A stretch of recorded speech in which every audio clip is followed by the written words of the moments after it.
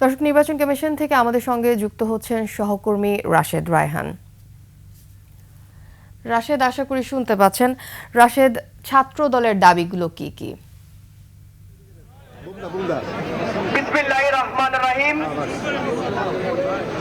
আপনি জানেন যে আজকে শেষ দিনের মতো মনোনয়নপত্র জমা দেওয়ার বিরুদ্ধে যে আপিল প্রার্থীকে ফিরে পাওয়ার জন্য সেই লড়াই শুনানি নিষ্পত্তি কিন্তু চলছে। একই সময় আগারগাঁওয়ে যে নির্বাচন কমিশন ভবন রয়েছে তার ঠিক সামনে ছাত্রদল বিএনপির যে ছাত্র সংগঠন সেটি আজ সকাল থেকে এখানে অবস্থান করছে। তারা দাবি করছে তাদের যে অভিযোগ ইসি অর্থাৎ নির্বাচন কমিশন পক্ষপাতমূলক আচরণ করছে বিশেষ কোনো রাজনৈতিক দল কোনো ছাত্র সংগঠনের প্রতি, এই ধরনের অভিযোগ করছে এবং সেটার প্রেক্ষিতেই তারা বলছে শান্তিপূর্ণ অবস্থান কর্মসূচি তারা এখানে করছে। আমি জিজ্ঞেস করেছিলাম যে তাদের সাথে ইসির কোনো প্রতিনিধির সাথে কথা হয়েছিল কিনা। তারা বলেছে এখন পর্যন্ত নির্বাচন কমিশনের কোনো কারোর সাথে দায়িত্বশীল কারোর সাথে তারা নিজেরা কথা বলেনি বা ইসির থেকে কোনো প্রতিনিধি এখান থেকে আসেনি এবং সকাল থেকে তাদের অবস্থান কর্মসূচি আছে এবং তারা থাকবে।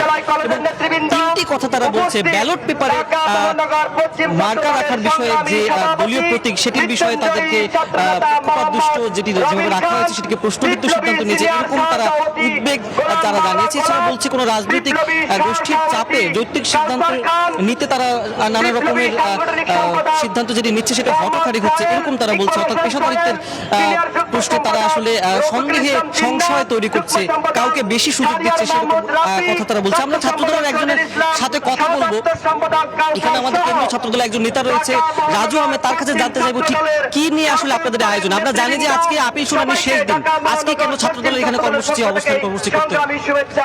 আপনারা জানেন যে আপনারা অলরেডি সামাজিক যোগাযোগ মাধ্যমে এবং মিডিয়াদের মাধ্যমে আপনারা দেখেছেন যে পোস্টাল ব্যালট নিয়ে ইতিমধ্যে জনমনে যে ধোঁয়াশা সৃষ্টি হয়েছে এবং আমাদের একটি বিশেষ কোনো দলের মতামতের ভিত্তিতে নির্বাচন কমিশন বারবার তার সিদ্ধান্তের পরিবর্তন ঘটাচ্ছে।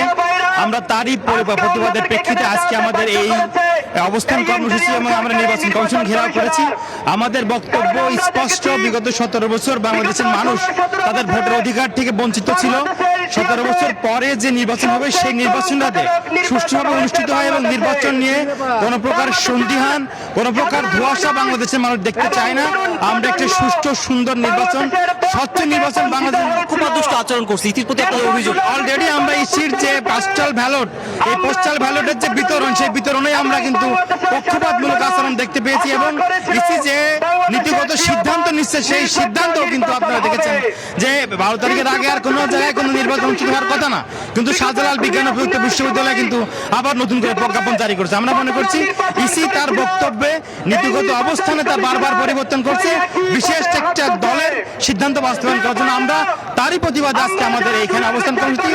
আমরা বক্তব্য স্পষ্ট আমরা জানতে চাই ইসি যেন তার নীতিগত সিদ্ধান্ত অটল থাকে এবং সুষ্ঠু এবং সুন্দর নির্বাচন অনুষ্ঠিত হওয়ার জন্য সকল প্রকার কার্যক্রম যেন তারা তাদের নীতিগত সিদ্ধান্ত বজায় রাখে।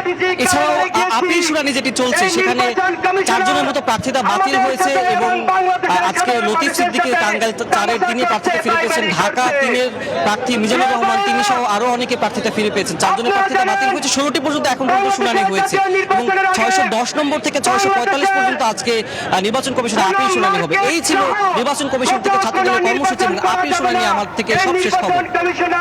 রাশেদ, ধন্যবাদ আপনাকে।